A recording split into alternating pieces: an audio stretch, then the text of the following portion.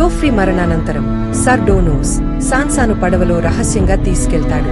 అక్కడ little finger ఎదురవుతాడు. అతను sir డోనోస్ ని చంపి తాను జోఫ్రీ హత్యలో భాగమని సాన్సాకు చెబుతాడు. కింగ్స్ లాండింగ్ లో టైరియన్ ని బందీగా ఉంచుతారు. సెప్టెంలో జేమీ మరియు సర్సీ తమ కుమారుడి మృతదేహం వద్ద కలుస్తారు.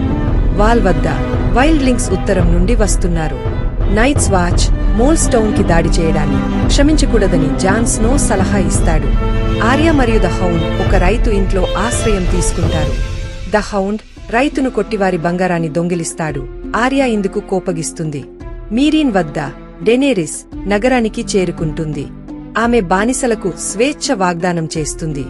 మీరీన్ నుండి ఒక యోధుడు బయటకు వచ్చి డెనేరిస్ ని ఎదుర్కొంటాడు. డారియో నహారిస్ అతన్ని సులభంగా ఓడిస్తాడు. నగరంలోకి బాణాలతో బానిస బిళ్లలను పంపిస్తారు. వాటిపై స్వేచ్ఛ అని రాసి ఉంటుంది.